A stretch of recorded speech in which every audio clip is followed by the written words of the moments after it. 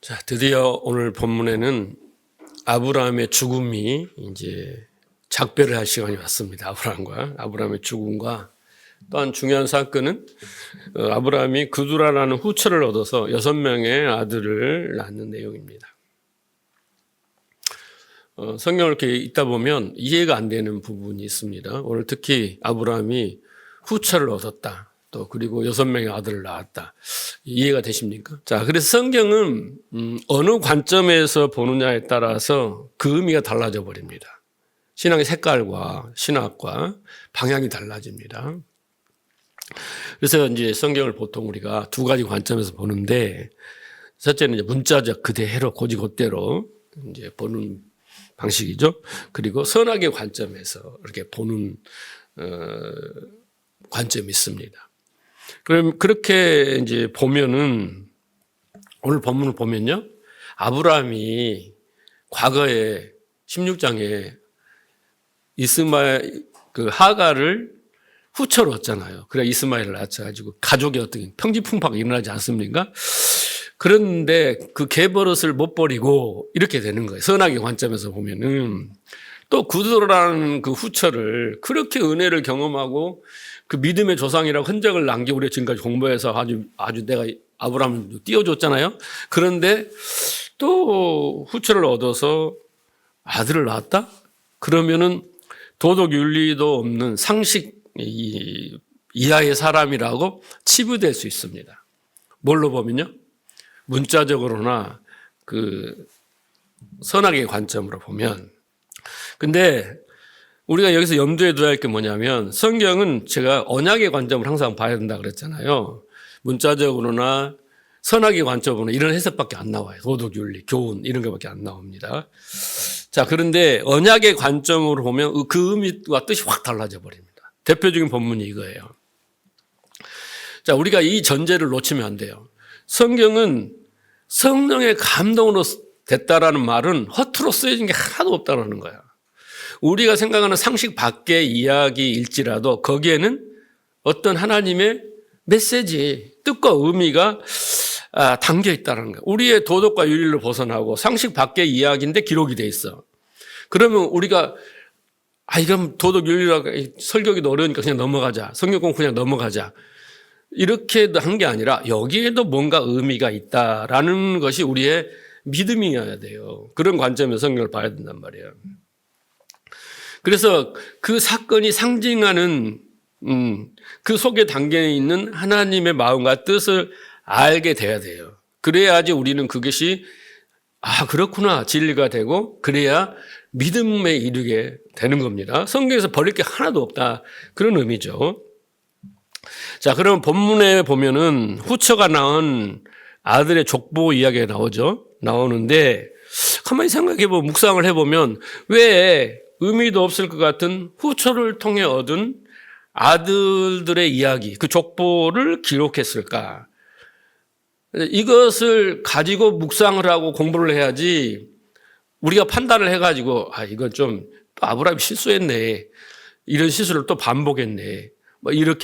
이런 식으로 가면 안 된다는 거죠. 그래서 오늘은 왜 그 족보를 기록했을까와 이제 아브라함의 죽음, 중요한 이 두 주제를 공부하도록 하겠습니다. 1절을 보면요, 아브라함이 후처를 맞이하였으니 그 이름은 구두라라 그런다. 성경을 보면요, 아브라함이 후처를 얻었는데 어떻게 얻었으며 언제 얻었으며 사라가 죽기 전인지 사라가 죽은 후인지, 아브라함이 사라가 죽고 나서 한 40년을 더 살거든요.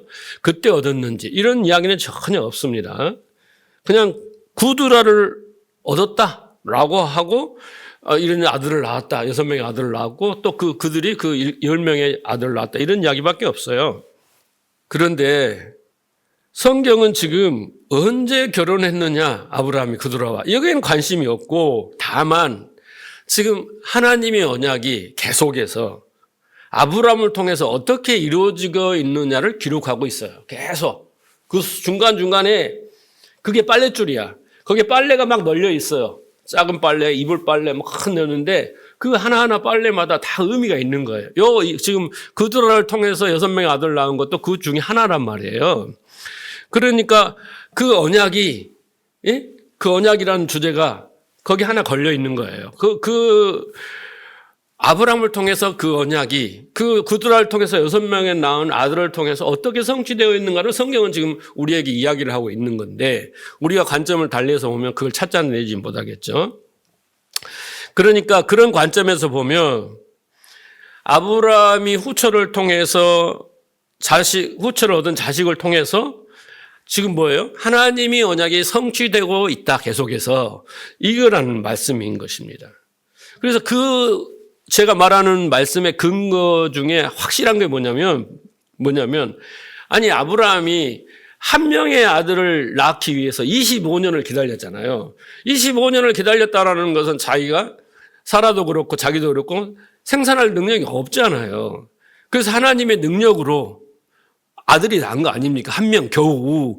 그런데 그 후에 6명의 아들을 낳으면 아브라함이 갑자기 무슨 염소를 잡아먹었는지 그게 아니잖아요. 그러니까 한 명도 아니고 6명의 아들이 낳았다는 그 자체가 뭐예요?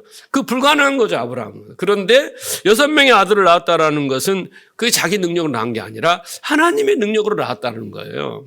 그렇다라고 하면 왜 하나님이 그에게 6명의 아들을 낳게 했는가? 이것을 우리가 물어야지. 그냥 지나쳐버리면 지금 그드라와 그 아들의 6명의 의미를 알 수가 없다라는 거예요. 그래서 이 6명의 아들도 이삭처럼 하나님의 능력으로 하나님이 주신 선물로 하나님이 언약 때문에 준 아들이다라고 우리는 전제를 해야 됩니다. 자, 그러면 후처를 통해서 아들을 6명을 낳았는데 그것과 하나님의 언약과 무슨 상관이 있을까? 이제 그걸 묵상을 또 해봐야 돼요. 거기까지는 이해하죠. 그러면 6명의 아들, 그것도 후처예요. 성경에는 후처는 그렇잖아요. 하나님이 어떻게 해요? 이삭과 하갈을 내어 쫓으라 막 그랬잖아요. 그러니까 아브라함이 낳은 후처와 아들과 그리고 하나님의 언약이 성취되어 있는 것과는 무슨 상관이 있을까라는 거예요. 자, 그러면 여러분, 하나님이 아브라함에게 마지막으로 언약하신 내용이 뭘까요? 창세기 22장 17절에 보면 아브라함이 시험을 통과하죠. 네가 이제 경외한 줄 알았다. 그러고 나서 하나님이 뭐라고 해요? 내가 내게 큰 복을 주겠다 해서 복이 바라크라고 했잖아요. 진짜 이제 참된 복을 주겠다라고 했는데 그 복이 뭐라고 그랬어요? 그 후손에 대한 복이었죠. 그런데 여기 보면 하늘의 별과 같고 바닷가의 모래 같게 하겠다라는 거예요. 네? 그리고 네 씨가 하늘의 별이죠. 그 씨가 그 대적의 성문을 차지하리라 라고 하나님이 아브라함에게 마지막으로 선포하신 복이에요. 언약이란 말이에요. 그러면 아브라함이 받은 복은 뭐라고요? 씨예요. 후손이란 말이에요. 그런데 그 후손이 어떤 씨예요? 하늘의 별과 같고 바닷가의 모래와 같은 그런 자손입니다. 여러분, 별과 모래는 뭘 상징할까? 일단은 무수히 많다. 그래서 씨가 무수하게 많게 그렇게 번성할 것이다 라는 게 1차적인 그 숫자적인 의미입니다. 그런데 저번에 제가 한번 말씀을 드렸듯이만 하늘의 별 그리고 바다, 하늘과 바다는 반대예요. 성경을 보면 하늘의 별은 스타잖아요. 반짝반짝 빛나는. 하나님의 백성들을 상징하는 거지만 바다는 뭐라고 했어요? 혼돈과 공허와 어둠의 깊은 곳이 바다잖아요. 그러니까 그 바다에 있는 모래는 한마디로 어떤 속박과 억압을 나타내는 하나님의 자녀입니다. 곧 율법의 자녀를 상징하고 있습니다. 그러니까 구체적으로 말하면 하늘의 별은 이삭의 후손들이고 바닷가의 모래들은 누구 말이냐면 이스마엘의 후손들이에요. 그두라가 누구냐면요. 이스마엘의 후손에 나온 여자예요. 네? 그러니까 하늘의 별들은 이스라엘 백성을 상징하고, 그렇죠? 이삭의 후손들을 상징하고, 바닷가의 모래는 이스마엘의 후손, 율법의 자손들을 상징한다라고 이해를 하면 됩니다. 그런데 훗날에 이스마엘의 후손들이 아브라함이 또 이렇게 낳잖아요. 6명의 아들의 후손들이 무슨 역할을 하냐면 이스라엘을 대적하는 역할을 합니다. 아까 뭐라고 해서 축복이 내 씨가 네 대적을 대적의 성문을 차지하리라 그랬잖아요. 그런데 이 이스마엘이 후손들이 무슨 일을 하냐면요. 하나님이 별과 같은 이스라엘 백성을 연단할 때 도구로 쓰는 게 누구냐면 이 이스마엘 후손들이에요. 그래서 이 바닷가의 모래 같은 이스마엘 후손들이 무슨 역할을 해요? 대적의 역할을 합니다. 여기 보면 2절을 보세요. 시므리라는 사람이 나오잖아요. 첫째 아들이. 이 뜻이 뭐냐면 가지치기라는 뜻이에요. 정정하다. 이 사람 이름들이 다 살벌합니다. 그 다음에 역사는 교활하다. 올무라는 뜻이에요. 올무가 뭐예요? 유혹해 시험에 빠뜨린 역할을 하는 거예요. 그 다음에 느다는 다툼이라는 뜻이고, 미디안 여러분 잘 알죠? 이스라엘 백성이 계속 미디안한테 사사기에 보면 미디안들이 와서 계속 공격하잖아요. 그래서 다 뺏어가고 그러잖아요. 그래서 누가 나와요 그때? 네? 포도틀에 숨었던 사람이 기드온 계속 미디안의 공격을 받잖아요. 그래 미디안 족속은 말다툼이라는 뜻입니다. 이스박은 뭐냐면 버림받다, 버리다라는 뜻이고, 수아는 천하다. 그리고 그 욕산이란 아들이 스바를 낳아요. 드단을 낳습니다. 근데 이게 뭐냐면 스단은 뭐냐면 에디오피아의 나라가 되고, 그 다음에 드단은 뭐예요? 구스, 애굽의 역할이 됩니다. 그렇죠. 그래서 내가 가서 뭐예요? 노예 생활을 하잖아요. 400년 동안. 그러니까 그 다음에 뒤에 또 유명한 족속이 나오죠. 드단이 낳은 족속 중에서 아수르라는 족속은 북이스라엘이 아수르에 망하잖아요. 그러니까 이 이름만 봐도 살벌해요. 유혹하고 막 가지치고 뭐 올무 그렇잖아요. 다툼 그렇잖아요. 이런 족속들이 그 후손들에게서 나오는 거예요. 이스마엘의 후손이고 그드라 후손들이 거기서 나오면서 이들이 무슨 역할을 하냐면 이스라엘을 계속 괴롭힙니다.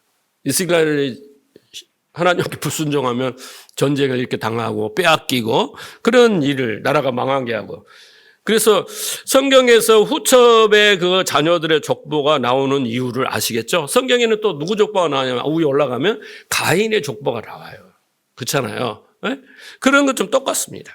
자, 그리고 이 그드라는 자녀는 26절에 보세요. 자기 서자에게도 재산을 주어 아브라함이 자기 생전에 그들로 하여금 자기 아들 이삭을 떠나 동방 곧 동쪽 땅으로 가게 하였더라. 우리나라는 동방의 나라인데 우리나라 그 민족성을 가진 홍인간 사람들이 들으면 욕할지 모르는데 성경에서 동쪽은 안 좋은 곳이에요. 왜냐하면 동쪽은 성전 문에서 멀리 떠나는 것이고 반대 지성소가 있는 건 서쪽이에요. 그래서 동방은 안 좋아요. 하나님을 떠난 족속들이에요. 하나님에서 멀어진 족속들입니다. 나중에 구원받게 돌아오지만 그런 족속을 상징할 때 성경은 동쪽을 별로 좋아하지 않은 것으로 표현을 하고 있습니다. 그래서 이스마엘 후손들은 하나님을 떠나 살며 어떻게 해요? 모압과 암만도 동쪽에 있잖아요. 그래서 그 요단강 동쪽에 있잖아요. 마찬가지예요. 이스라엘을 괴롭히고 이스라엘 백성을 연단하는 도구로 사용된다. 그러니까 하나님의 그 언약 속에 이게 들어있는 거예요. 그래서 아브라함이 후처를 얻은 아들 이야기도, 후처를 통해 얻은 아들의 이야기도 하나님의 그 약속이 아브라함에게 이삭에게 한 약속이 이루어지는 그 과정의 도구로 사용되는 내용이다라는 거예요. 그렇죠?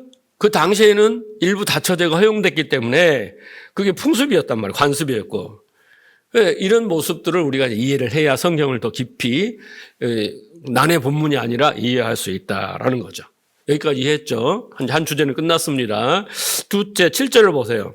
아브라함이 향년이 175세라 그랬습니다. 자, 아브라함이 75세에 갈대아 우르 바벨론을 떠났어요. 그리고 이제 가나안에 들어와서 175세 죽어요. 그럼 몇 년을 살았어요? 가나안에서 100년을 살았습니다. 100은 뭐냐면 19곱하기 12로 완전수다라는 상징이에요. 그래서 가나안의 아브라함이 그 삶이 완전한 삶이었다라는 것을 천국의 삶이었다라는 걸 보여줍니다. 아브라함이 막 실수도 하고 뭐하고 근데 무슨 완전한 사람이 이제 뒤에 보면 제가 설명을 해드릴게요. 어쨌든 하나님의 약속이 이루어졌다, 완성되었다라는 의미로의 100입니다. 그래서 100년을 딱 삽니다. 그러니까 성경은 그냥 죽고 사는 것이 단순한 게 아니고 숫자도 정확하게 하나님 상징적으로 맞춰서 친밀하게 하신다는 걸 우리가 알아야 돼요. 8절 보세요. 자, 그의 나이가 높고 늙어서 기운이 다하여 죽어 자기 열정에로 돌아가매 그랬습니다. 자, 파란만장했던 아브라함의 인생이 이렇게 끝이 납니다. 저는 아브라함의 창세기 12장부터 지금까지 설교하면서 아브라함에게 되게 정이 들었어요. 그래서 그 아브라함을 태장을 보면서 그렇게 달려갈 길을 달려간다. 그 바울처럼 달려갈 길을 다 마치고 이제 하나님의 부르심을 받고 그 떠나가고 그것이 어떻게 보면 대견하고 부럽기도 했어요. 그러나 또 그것뿐만 아니라 아브라함을 우상을 섬기고 우상을 만들어 파는 집안에도 태어난 무지하고 아무것도 모르는 아브라함을 데려다가 불러서 하나님이 부르셔서 그렇게 믿음의 사람으로 만들어내시는 그 하나님의 위대함이 여러분에게 우리에게 있다라고 하면 또 확신과 소망이 생기는 거잖아요. 그래서 이제 부럽기도 하고, 네, 감사하기도 하고, 그래서 하나님의 은혜와 능력을 찬양을 하게 되더라. 그것입니다. 자, 근데 아브라함의 죽음이 여러분, 그냥 죽음이 아니에요. 여기 보면 기운이 지나여 죽었다 그러잖아요. 이게 히브리어로 찍어보면 죽다가 기운이 지나다 이 말은 뭐 말이냐. 가발한 히브리 말인데 숨을 거두다라는 뜻이에요. 여러분, 사람이 죽을 때 숨을 거뒀다 이런 표현을 쓰잖아요. 숨을 거뒀다. 여러분, 숨이 뭡니까? 숨이 뭐예요? 호흡이 멈춘 거잖아요. 그래서 숨, 호흡, 그리고 영이라는 게 붙어요. 영이라는 게 붙습니다. 그게 뭐냐면 그 히브리 말로 누하으라는 거예요. 누하으. 네, 숨, 호흡, 바람, 네? 영 이런 거죠. 그러니까 숨을 거둔다라는 것은 표현을 보세요. 숨의 주인이 그 숨을 거두는 거예요. 우리가 숨을 거두는 게 아니라 원래 숨의 주인이 숨을 우리에게 줬다가 다시 때가 되어서 이제 어떻게 그 숨을 거두는 거예요. 그렇게 숨을 거둔다라는 것입니다. 누아흐는 뭐냐면 숨, 바람, 호흡, 영 이런 상징을 가지고 있는데 이게 바로 하나님의 영, 하나님의 숨입니다. 그래서 사람이 죽으면 숨을 거둔다는 것은 숨의 주인이 누구냐면 하나님이에요. 그래서 그 하나님이 이제 때가 되어서 뺏는 게 아니라 때가 돼서 이제 그만 살아, 다 살았어. 네게 정해진 수명을 다 한 거야라고 거두시는 거예요. 그래서 숨을 거둔다는 게 지극히 성경적 표현이다라는 것입니다. 그런데 이 어구를 직역을 해보면요, 영을 포기하다라는 뜻이에요. 숨을 포기하다, 호흡을 포기하다 이런 뜻입니다. 그러니까 그 말은 무슨 말이냐? 불의의 사고나 불치병으로 막 죽기 싫어할 때 억지로 부들부들 떨다가 그렇게 죽는 거 그런 것이 아니에요. 정한 수명을 다 살고 이제 내가 자발적으로 하나님 이제 세상에서 나는 이만큼 살고 아버지께로 돌아가겠습니다. 내 영을 주신 아버지께로 가기를 원합니다. 자발적 사의, 내가 죽어도 된다는 나의 동의 하에 이제 내 숨을 포기를 하는 거예요. 이제 다 안 거예요, 내가. 이제 수명을 다 살았다는 걸 안 거예요. 죽을 때가 아는 거예요. 사람이 보통 그러잖아요. 이제 막 오늘 내일 하면은 자기가 아니면 뭐 살다 보면 불현듯 내가 곧 죽을 것 같다는 영화 같은 데 보면 그 표현 잘 하잖아요. 그런 것처럼 자기 삶에 만족하여서 기꺼이 하나님께 떠나가게 되는 것을 후회하거나 원망하거나 아쉬워하지 않고 자연스럽게 모든 것을 받아들이는 그런 상태가 아브라함의 죽음의 상태입니다. 모세도 마찬가지잖아요. 모세도 기력이 쇠하지는 않았어요. 그런데 죽어요. 그런 의미를 가지고 있습니다. 성경적 죽음은. 그래서 그런 포기를 하면서 그가 오매불망 바라던 그 본향을 향해 기쁘게 가는 그런 상태.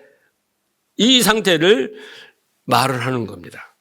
자, 그리고 여기에 이제 죽음이라는 단어가 나오잖아요. 죽음. 히브리 말로 무트라는 단어입니다. 이게 문자적으로 풀이하면 무트라는 것은 말씀이 완성되다라는 거예요. 네. 무트라는 거예요. 그러니까 여러분 죽음은 끝이 아니에요. 죽음은 우리가 일방적으로 사람이 죽었다면 그 끝이다라고 생각하는 거죠. 그런데 성경적 죽음은 완성이다라는 겁니다. 그러니까 탄생은 시작이요. 죽음은 끝이 아니라 완성이다. 이게 성경적 죽음의 의미입니다. 그렇죠. 여러분, 인생은 여행으로 표현하잖아요. 여행의 완성이에요. 여행의 완성은 어디로 갑니까? 집으로 오는 게 완성이에요. 다시. 출발했던 곳으로 다시 가는 것이 돌아가는 거죠. 그러니까 성도의 완성은 두 가지입니다. 아버지 집으로 가는 것, 왔던 곳으로 가는 것이 하나고, 무트가 뭐라고 그랬어요? 말씀이 완성되는 거예요. 그래 계시록 19장 9절에 가면 뭐라고 그랬어요? 어린 양의 혼인잔치를 받은 자들은 어떻게 해요? 복되도다 그러잖아요. 그들이 뭐다? 하나님의 참되신 말씀들이다라고 표현을 합니다. 그러니까 우리의 완성은 내 신념과 가치와 목표와 이런 걸 다 버리고 내 방식도 다 버리고 하나님이 성경을 통해서 경험을 통해 가르쳐준 그 하나님의 뜻으로 하나 되는 것이 완성이에요. 그리고 천국이 있음을 믿고 천국을 소망하고 세상을 다 버리고 미련 없이 내 모든 죽음을 다 포기하고 가게 되는 것이 그게 완성이에요. 그죠? 그게 죽음이라고요. 성경적 죽음이에요. 숨이 딱 끊어졌다. 이게 죽음이다. 이게 아니라는 거예요. 그런 의미로 보면 여기서 나이가 높고 그랬잖아요. 여기 보면 나이가 높고 나이가 높다는 거 나이가 많다는 걸 여러분 아시죠? 근데 원어를 찍어보면 아니에요. 높다라는 단어를 찍어보면요. 토부예요. 토부. 토부는 뭐냐면 하나님 보시기 좋았더라, 보시기 좋았더라, 선하다, 보시기 좋다라, 좋다라는 의미가 토부거든요. 나이가 많이 들어서 늙어서 좋았다라는 거예요. 토부란 말이에요. 나이가 많음을 토부, 기쁘게 받아들였다라는 거예요. 아브라함이. 여러분 결국은 좋은 늙음이란 뜻이에요. 좋은 늙음. 그게 뭐냐면 죽음이에요. 네. 나이가 높고가 아니라 나이가 많음이 좋았다라는 것이에요. 그러니까 늙음은 여러분 뭡니까? 힘이 다 빠지는 거예요. 기력이 쇠하고 모든 힘이 다 빠지는데 그러면 사람들이 진짜 출고해야 돼 막 이렇게 되는데 성경은 그것이 좋은 늙음이며 그게 죽음이다라고 말을 합니다. 그래서 세상에서는 나이가 들었다라는 것은 죽을 때가 가까웠다. 그래서 안 좋은 것이지만 성경은 그 사람이 죽음은 완성이라 그랬잖아요. 좋은 늙음이라 그랬잖아요. 그 의미는 어떠냐면 이 사람이 하나님의 뜻을 다 알았다는 뜻이에요. 하나님의 말씀들이라 그러잖아요. 하나님의 마음과 뜻을 다 알았다는 거예요. 그래서 성경은 청년은요 아직 미숙하고 배울 것이 많은 사람이에요. 근데 성경은 장로, 아버지 이랬을 때는 하나님의 뜻을 다 아는 사람이에요. 그런 표현입니다. 그래서 어떤 의미에서 인생은 학교예요. 그래서 초등학생 이렇게 와가질 때는 청년 때는 뭘 모를 때야. 그런데 이제 인생을 통해서 나이를 많이 이렇게 먹으면요, 이제 많은 것을 아는 거예요. 많은 것을 아는 거예요. 자, 그래서 아브라함이 보세요. 그 아브라함의 죽음을 어떻게 성경은 이렇게 기술하고 있냐면 히브리서 11장 13절을 보세요. 이 사람들은 다 믿음을 따라 죽었으며 이게 지금까지 설명한 아브라함의 죽음은요, 그게 바로 믿음을 따라 죽은 거예요. 어떻게 해요? 늙음을 아쉬워하거나 통탄하거나 하지 않고, 그렇죠? 나이가 늙음을 좋게 받아들이고, 그렇잖아요? 네. 그렇게 하나님과 마음의 뜻을 다 알았어요. 거부할 수 없고 그 뜻에 순응하며 자족하며 감사하며 그 본향을 향해 이렇게 하나님과 마음 하나님 향해서 딱 나를 하나님께 던지는 그게 바로 믿음을 따라 죽었다는 거예요. 약속을 받지 못했으나 그건 뭡니까? 천국을 아직 보지를 못했어요. 아직. 천국을 받지를 못했어요. 근데 천국은 약속을 받았잖아요. 약속을 해주셔서 언약을 했지만 그게 나에게 실현되지 않은 거예요. 그 약속을 받지 못했다는 거예요. 그러나 멀리서 환영을 보고 또 땅에서 외국인과 나그네로 증거하였으며, 그래서 어떻게 살았다는 거예요? 네? 믿음을 따라 죽은 사람들은 저기 갈 그 하나님의 언약, 그 하나님의 그 본향을 어떻게 해요? 진짜 믿었기 때문에 그 증거로 이 땅에서 어떻게 살았다? 나그네로. 아브라함은 어떻게 살았어요? 이방인으로, 나그네로, 거류한 자로 살았잖아요. 그게 바로 믿음으로 산 거야. 그냥 천국에 없는 사람처럼 사는 사람들이 세상 사람들이에요. 천국에 소망이 없어. 그냥 여기서 노세 늙어지면 못 노래 그냥 왕창 먹고 코가 삐뚤어지게 즐기고 하다가 여기서 끝 이렇게 사는 게 아니라 천국을 소망하며 살았다는 게 삶이 다른 거예요. 삶의 질이 다른 거, 방법이 다른 거예요. 자, 이같이 말하는 자들은 본향을 찾는 것을 나타냄이라. 예, 본향을 믿고 언약을 믿는 사람은 다르다, 삶이 다르다는 거예요. 15절, 저희가 나온 바 본향을 생각했다면 그 사람들이 생각하는 본향은 어디야? 우리의 조상의 아브라함의 조상은 갈대아 우르, 아니면 애굽에서 400년을 살았으니까. 그런데 거기로 돌아가지 않은 것은 진짜 본향이 있기 때문에 나그네로 살면서, 거류자로 살면서 그 본향을 준비하고 본향을 소망하며 살았다라는 거예요. 이게 뭐냐면 믿음인 거고, 이게 온전한 죽음인 거예요. 완성인 거죠. 그래서 아브라함은 죽는 날까지 집을 짓지 않았다는 거죠. 장막을 치고 살았고, 자기를 위하여 땅을 사지 않았어요. 오직 자기 무덤, 막벨라 굴, 그거 한 평 사가지고, 한 평인지 몇 평인지 모르지만 그거 사가지고 그거 딱 하나 산 거예요. 그렇게 살지 않았다는 겁니다. 결국 그토록 바라던 그 본향을 소망하며 진짜 고향으로 떠난 거예요. 그게 믿음으로예요. 믿음으로. 그게 아름다운 죽음인 거예요. 제가 누누이 말하잖아요. 우리가 죽을 때 언약을 붙들고 가는 거에 다른 거 붙들 필요가 없다고. 그러잖아요? 그렇게 가는 거예요. 성경에 보면요. 하나님은 그 믿음의 사람들을 연단할 때 대부분 고향에서 쫓아내요. 성경을 보면 아브라함은 75세에 고향을 떠났잖아요. 갈대아 우르를 떠났잖아요. 그래서 가나안에 왔죠. 그래서 고향에서 죽지 않고 가나안 땅에 죽지 않습니까? 야곱은 20년 동안 고향을 떠나서 가나안을 떠나서 어디로 가요? 삼촌 있는 그 하란 그쪽으로 가잖아요. 그렇죠? 그러니까 20년을 방황을 하고, 요셉은 17살에 고향을 떠납니다. 그래서 애굽에서 숨을 거두고, 모세는 더 과관이에요. 120년 동안요, 한 번도 가나안에 갈 수가 없어요. 모세는 태어나면서 어디서 태어났어요? 애굽에서 태어나서 궁전에 갔다가 40살 살다가 또 쫓겨서 광야 40년 생활하다가 또 광야 40년 살다가 가나안 목전에 너는 가지 마 그랬잖아요. 하나님이 120년 동안 고향을 가지를 못했어요. 고향을 떠나 살았습니다. 다니엘은 어린 나이에 바벨론 포로에 잡혀가서 하루에 3번씩 기도하며 나그네의 삶을 살았습니다. 느헤미야, 에스라 모르게 다 하나님이 유명한 사람들은요 다 고향에서 내쫓아요. 왜 그랬을까요, 여러분? 고향을 떠난 이민자들이 그 나그네 인생, 이방인의 인생, 거류자의 인생을 살면서 뭘 생각할까요? 늘 향수병에 걸리고 고향을 생각하고 그러지 않겠습니까? 그런 마음을 하나님이 느껴보라는 거죠. 고향을 떠난 이들처럼 마음이 공허하고 허전하고 그럴 수 없어요. 저희들도 이제 시골집 있지 않습니까? 그걸 팔았어요. 어머니 아버지 돌아가시고 고향이 없어져 버린 거예요. 시골이. 그러니까 기일 때나 명절 때 되면 마음이 그 집 그런 것이 눈에 환하게 그려질 때가 있어요. 그러면서 모이면 그러죠. 언제나 거기 한번 갈 수나 있을까? 네? 그런 말을 자주 해요. 그 그리움이 있는 거예요. 예. 그래서 실제로 고향을 떠나 타향살을 하면서 고향에 대한 그리움, 그것을 통해서 우리는 똑같이 진짜 본향을 그리며 소망하며 그렇게 살아라 그런 거예요, 하나님이.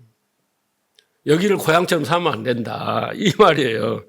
그래서 히브리 기자는 그들이 자기들이 나온 바 본향을 생각하였더라면 돌아갔을 터인데 그들이 진짜 더 나은 진짜 참된 본향을 소망으로 주었기 때문에 그 본향을 살면서 나그네의 삶, 이방인의 삶, 거류자의 삶을 살았다라는 거예요. 여러분이 이 땅에서 진짜 내가 본향을 소망하고 천국을 소망하고 산다면 지금 여기서는 나그네처럼 살아야 돼요. 근데 여기서는 진짜 고향 사람처럼 터줏대감처럼 여기서 끝장 보고 이제 여기서 끝이라고 사는 사람처럼 살면 그 사람은 천국을 믿지 않는 사람이야. 그런 말이에요.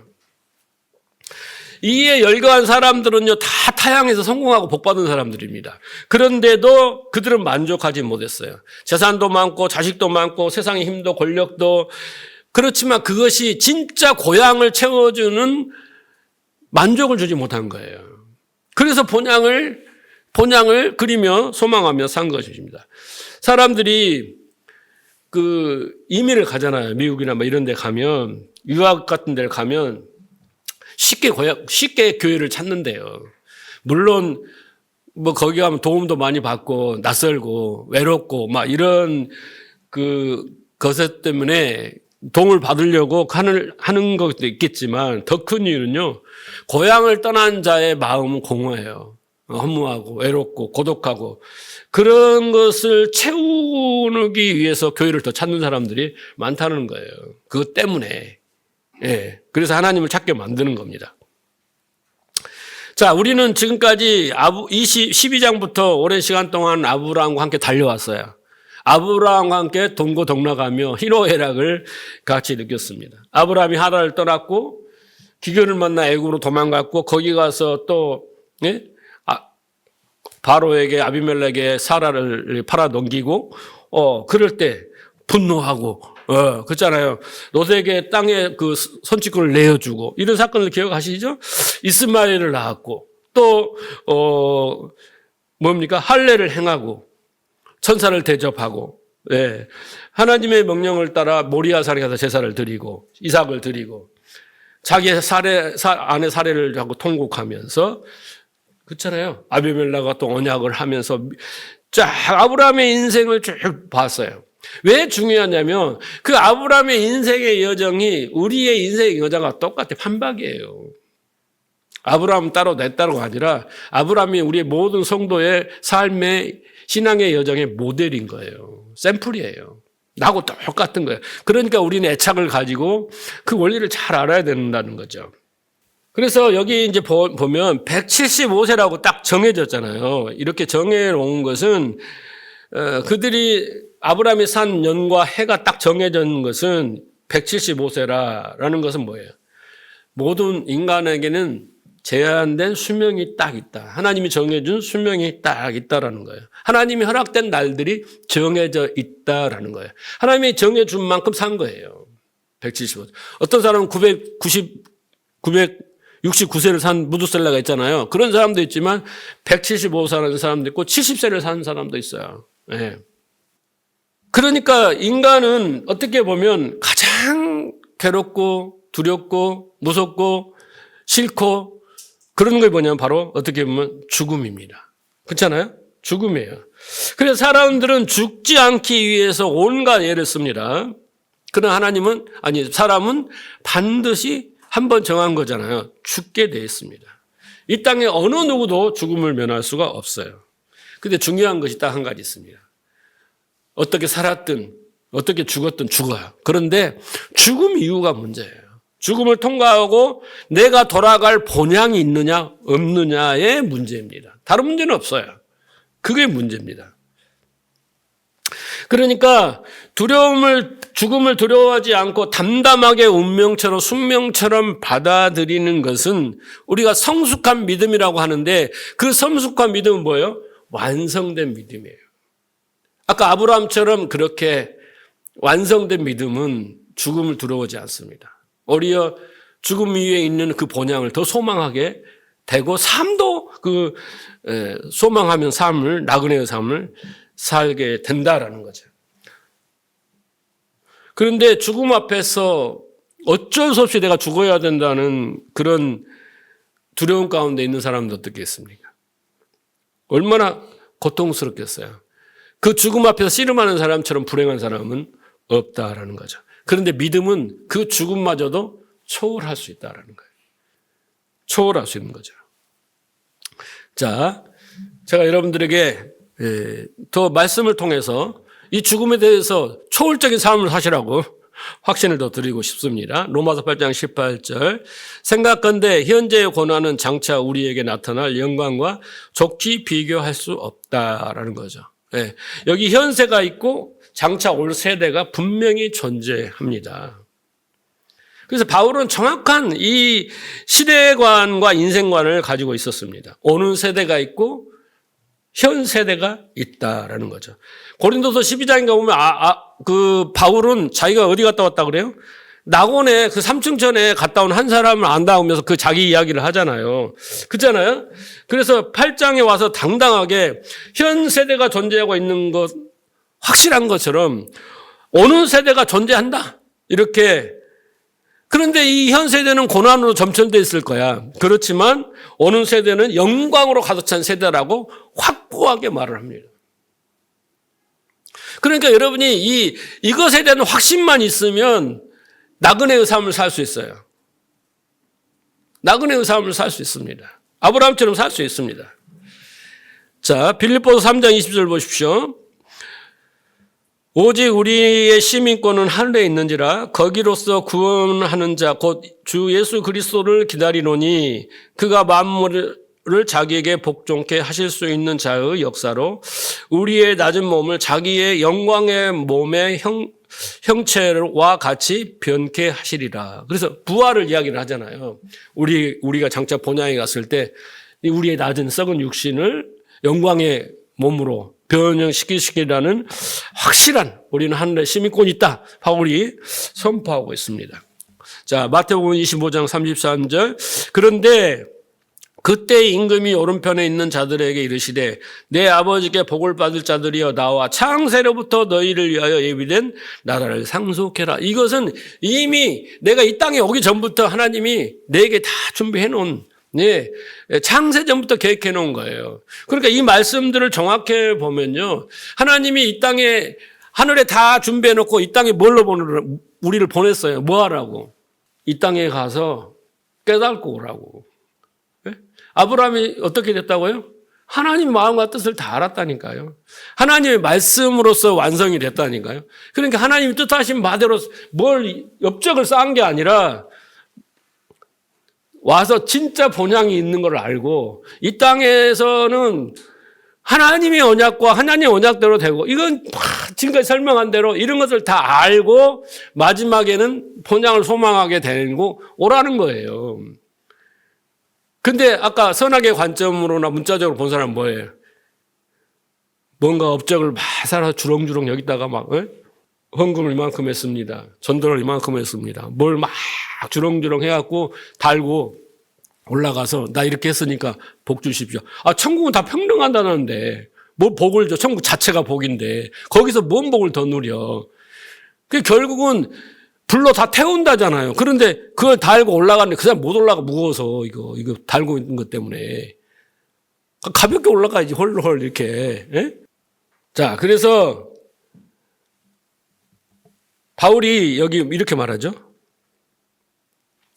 생각건대 현재의 고난은 장차 우리에게 나타날 영광과 좋게 비교할 수 없다. 그렇죠. 근데 여기 생각건대라는 단어가 로기조마이라는 뜻인데 헬라어인데 상상해보건대 추측해보건대 그런 의미가 아니고 여기는 무슨 의미가 있냐면 배우고 경험하여 익혀서 내린 결론인데 이 말이에요.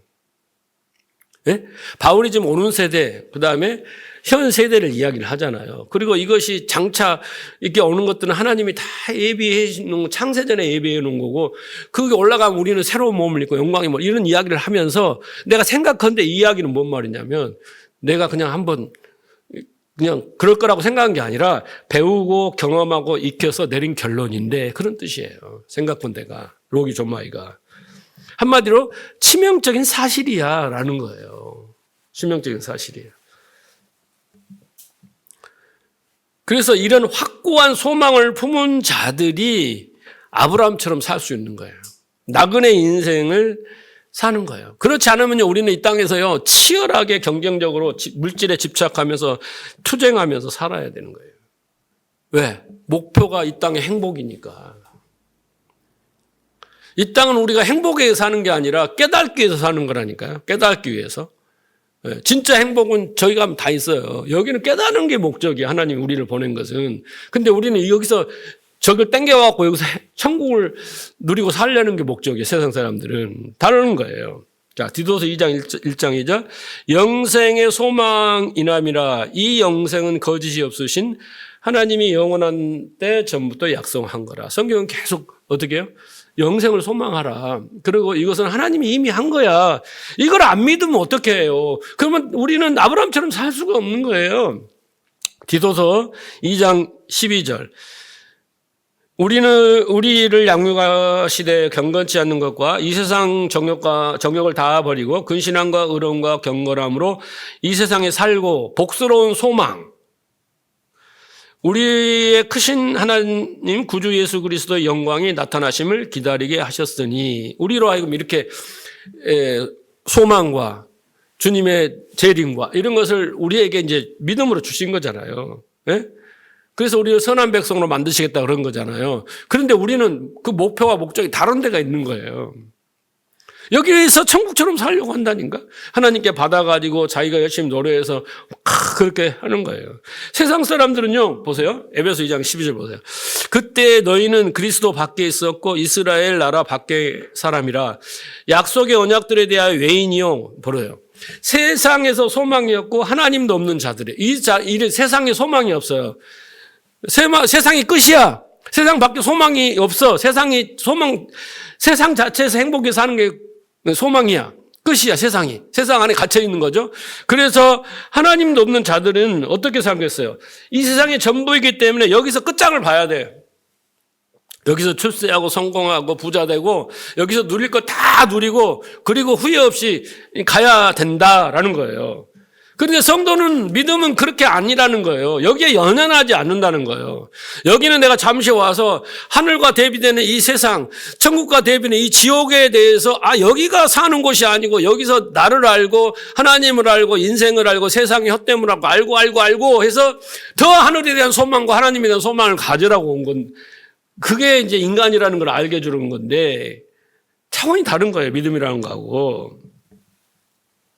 그래서 그렇게 나그네로 산 사람들은요, 경쟁적으로 치열하게 막 자기 목표를 정해놓고 막 그것을 이루기 위해서 하나님 도와달라고 그 종교심을 가지고 하나님 앞에 매달리고 그러지는 않는다는 거예요. 여러분, 그렇다고 우리가 인생을 막 불성실하게 살아라는 뜻은 아닙니다. 오해는 하지 마십시오. 하나님이 우리에게 부여준 가정, 그잖아요? 부부, 가족, 시작해서 직장, 교회, 이런 모든 것들은요, 우리에게 준 것들은 다 성직이에요. 왜? 그것을 통해서 하나님은 어떻게 해요? 하나님이 원하는 걸 깨닫게 하려고 주신 것들이에요. 아주 고결하고 순결하고 좋은 것들이에요.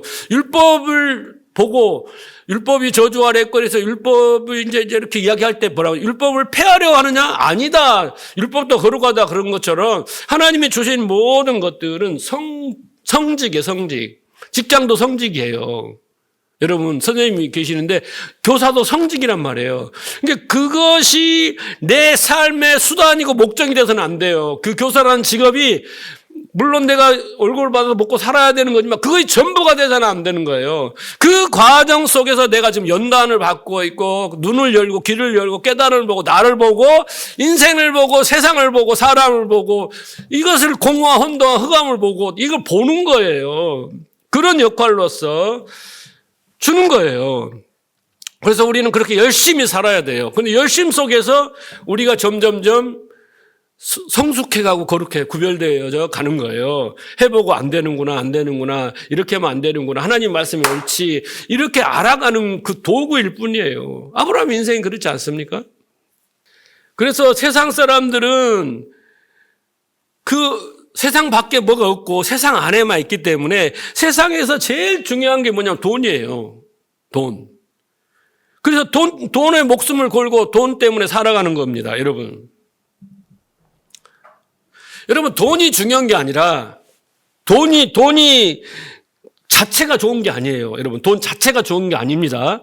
돈이 주는 그 안전함과 만족과 편안함과 여유와 포만감과 풍요로움이 있어요. 돈이 제공하는, 돈을 지불하고 얻는 그것이 좋은 거잖아요. 그렇죠? 그렇잖아요?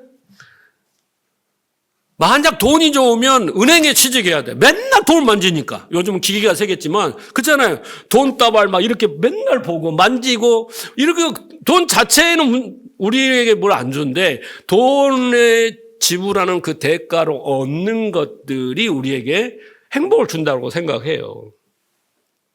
그런데 믿음이라는 것은 돈은 일반하게 뿌리라고 하는 거예요. 돈은 필요해. 적당히 써야 돼. 돈이 목적이 되고 수단이 안 되고 생계를 내게서 하지만은 내가 이 돈을 벌기 위해서 내 인생을 여기다가 다 올인하고 이 버는 것을 목적으로 목표로 삼아서는 안 된다는 걸 아는 거예요. 왜? 돈이 주는 편안함과 풍요로움과 쾌락과 모든 것으로도 나는 만족이 안 된다는 거예요. 공허하다는 걸 아는 거예요. 진짜 내 풍요로움과 기쁨과 만족과 즐거움 이 모든 것은 하나님의 나라, 의와 평강과 희락이라는 것을 알기 때문에 여기다가 목숨을 걸지 않는 거예요. 적당히 있으면 되는 거예요. 적당히. 그래서 성경이 뭐라 잠언에 나를 부하게도 마옵시고 가난하게도 마옵소서. 인간의 본능이 가난하면 도적질을 하고 속이고 사기치고 막 일확천금을 노리려 하고 너무 부유로우면 어떻게 해요? 교만해진단 말이에요. 사람이. 그렇잖아요. 그러니까 적당히만 있으면 돼요. 적당히. 그러니까 적당히 사시는 것을 창피하지 말고요. 가난하게 사는 것도 부자게 사는 것도 그것을 기뻐하고 즐거울 일은 아니에요.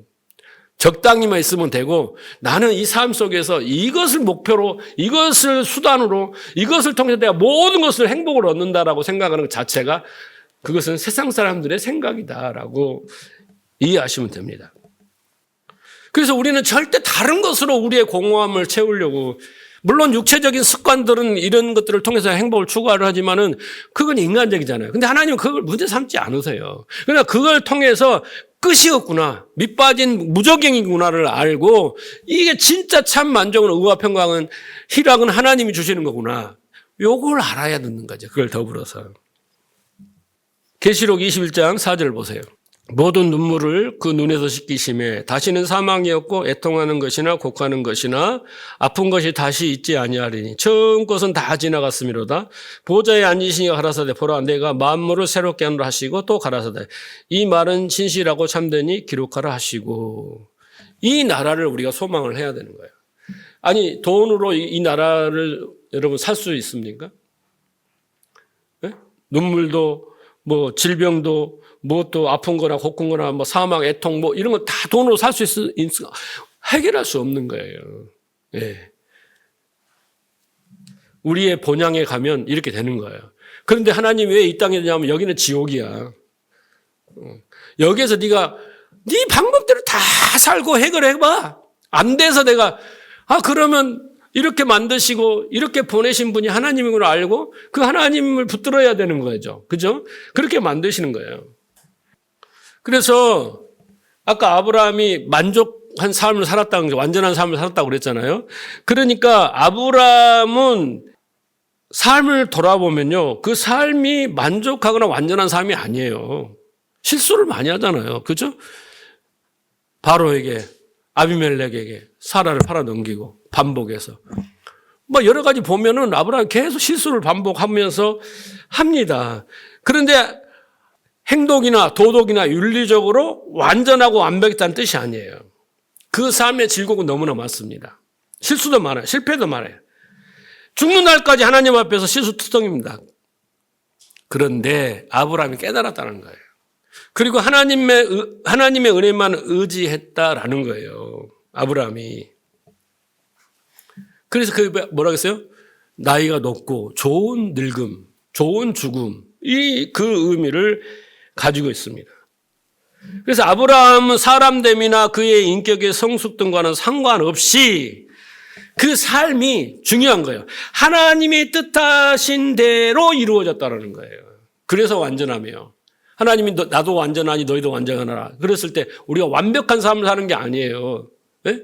그와 똑같아요. 아브라함은 하나님이 부르심에서 마지막 수명을 다하는 175세까지 계획해 놓은 대로 아브라함은 우여곡절을 겪어왔지만 결국은 하나님 뜻이 이루어졌더라는 거예요. 완성됐더라는 건데 그 안에 우여곡절이 이게 나쁜 게 아니에요. 과정이 중요한 거예요. 결과는 교회, 아니 성경이나 모든 것은 언약이기 때문에 결과는 중요하지가 않아요. 결과는 해피엔딩이에요, 우리는 무조건. 근데 그 과정을 어떻게 우리가 바라보고 어떻게 나아가느냐의 문제죠. 그런데 아브라함이 여기까지 오기에는 이게 반드시 우여곡절이 산전수전 이게 필요했다라는 거예요. 그런데 하나님이 이것을 어떻게 해요? 완전했다라는 거예요. 왜? 이 하나하나가 하나님의 언약을, 아브라함을 향한 언약을 이루시는 과정이었기 때문에 이걸 문제 삼지 않는 거예요. 하나님이 부자로 했다가 또 망하게 됐다가 그잖아요. 높은 자리에 올렸다가 또 날치고 내리치고 막 이런 것들은 과정이라는 거지. 그렇게 완성해가는 과정이에요. 그래서 그의 죽음은 만족한 죽음, 완전한 죽음이라고 칭하는 거예요. 네. 그래서 그렇게 넘어지고 실패한 속에서 결국은 그는 하나님의 언약을 붙들고 본향을 붙들고 일어섰다는 거예요.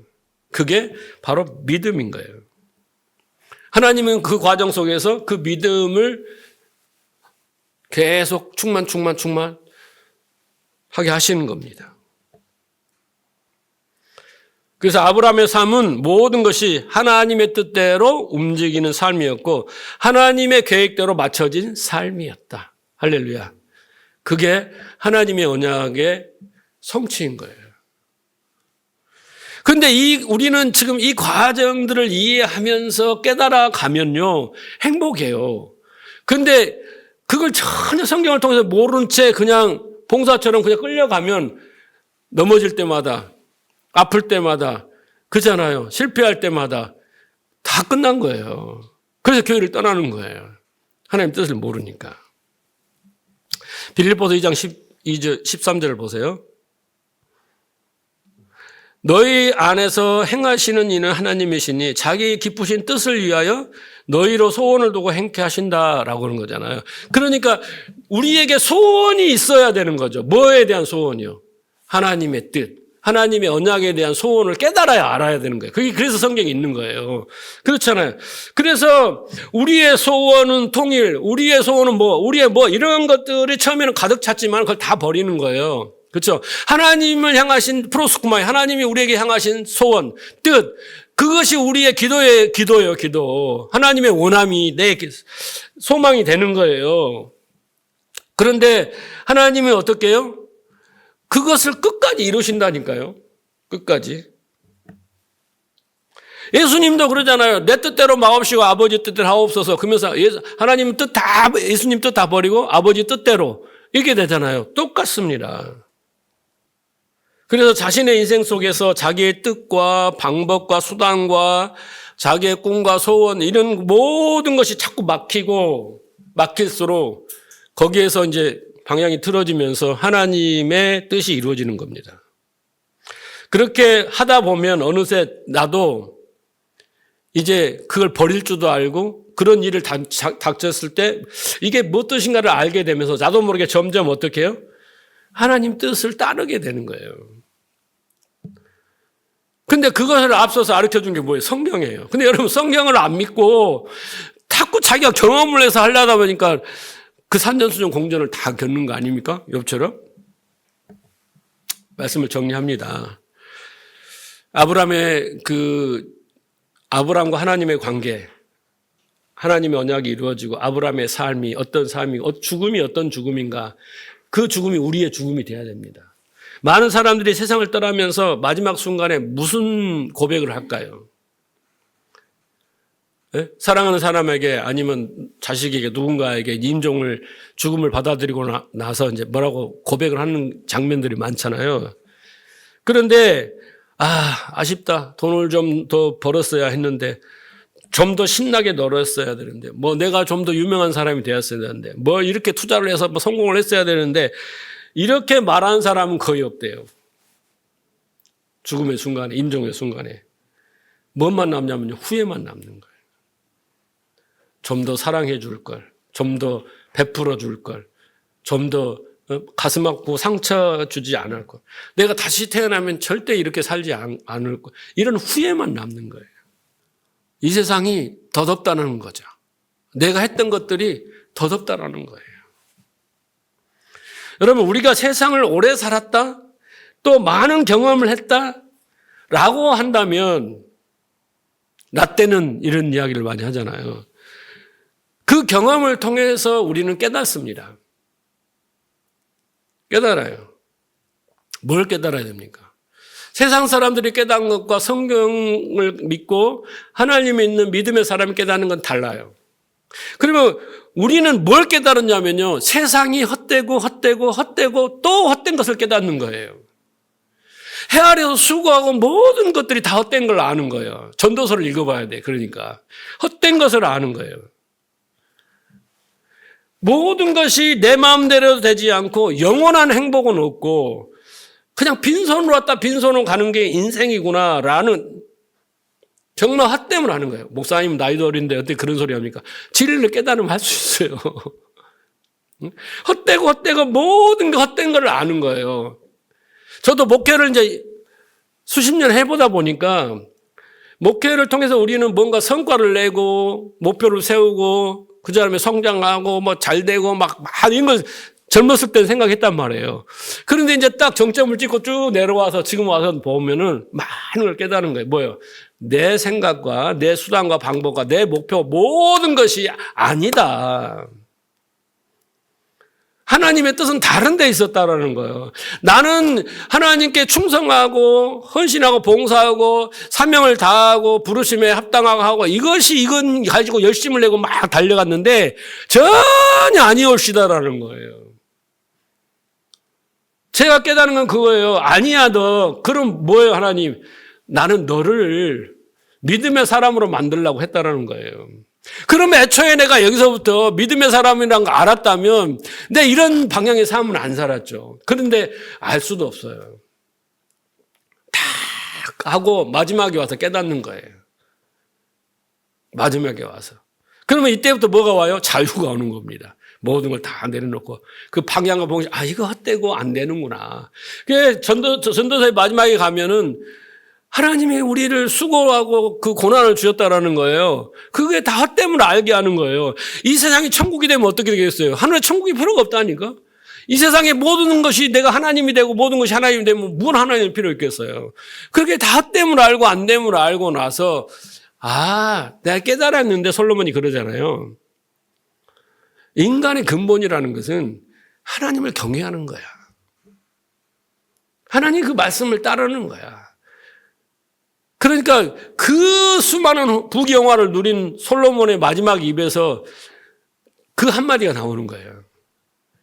인간의 근본이라는 것은 하나님을 경외하고 하나님의 그 율법과 그 규례를 따르는 것이 인간의 본분이다. 이 한마디 하려고 하나님이 솔로몬을 그렇게 축복해 주신 거예요. 네가 누릴 거 다 누려봐라. 그러면 나처럼 하면 이렇게 된다라고 하면 강사로 나가요. 일타 강사로. 근데 그 일타 강사가 뭐라고 말해요? 다 헛되다. 해 아래 새 것이 없어. 죽고 나고 똑같은데 그거의 연속 반복인데 그걸 통해서 헛됨을 알아야 되는 거야. 네가 아무리 날고 기고 네가 아무리 다 해도 그건 의미가 없어. 그걸 행복이라고 그걸 성공이라고 할지 모르지만 그건 아니야 라는 거예요. 여러분 전도서는 허무주의나 그 허무주의가 아니에요. 그래서 여러분 믿음은 결국 지옥 같은 이 세상에서요 천국을 살게 하다가 진짜 천국을 바라보고 진짜 천국으로 가게 하는 게 믿음이에요. 믿음은 역사입니다. 아브라함이 그랬어요. 그 삶을 사는 거예요. 그렇게 하나님의 언약을 이루어가고 그 흔적을 남기고 살아가는 거예요. 그렇죠? 네. 내가 에녹을 참 좋아하는데 에녹도 그렇잖아요. 그렇게 하나님과 동행하는 삶을 살다가 때가 딱 되니까 수완이 딱 되니까 하나님이 야 가자. 이제 너는 여기 있을 이유가 없어. 그리고 데리고 가는 거예요. 그렇죠? 그래서 이 땅에서 죽지 않고 가는 사람, 죽음이 없는 것을 상징적으로 보여주는 거잖아. 영원한 죽음이 없다. 네, 그걸 보여주는 거 아닙니까? 그래서 우리에게 필요한 건 뭐겠습니까? 믿음인 거예요. 하나님은 그렇게 아브라함을 믿음의 사람으로 만드시고 믿음의 죽음을 맞이하도록. 그래서 마지막의 모습을 보면 딱 나오는 거야. 언젠가 충격적인 기사가 났잖아. 어떤 목사님이 마지막에 죽으면서 천국은 없다. 이렇게 가시면. 그러면 안 되는 거예요, 여러분. 네. 그건 순전한 자기 생각이고 자기 판단인데, 여러분도 아브라함 같은 믿음의 경지에 이르기를 주님으로 축원합니다. 믿음의 흔적을 남기고 사세요. 그리고 본향을 소망하는 믿음. 그래서 나이가 많음을 한탄하거나 아쉬워하거나 후회하거나 이러지 마시고 우리는 그 믿음 때문에 하루하루가 행복해야 돼요. 죽음을 두려워하지 않고 완성된 삶, 하나님의 언약이 이루어지는 그 삶이라는 것을 믿고 죽음 앞에서는 담대해야 됩니다. 초월적인 삶을 살아야 돼요. 기꺼이 그렇게 아브라함처럼 축복받는 믿음의 삶을 살기를 주님으로 축원합니다.